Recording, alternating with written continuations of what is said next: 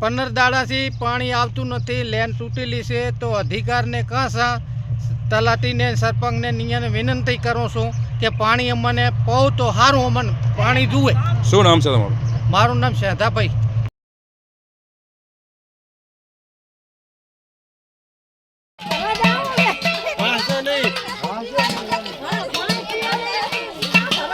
અમદાવાદ ગામમાં પાણી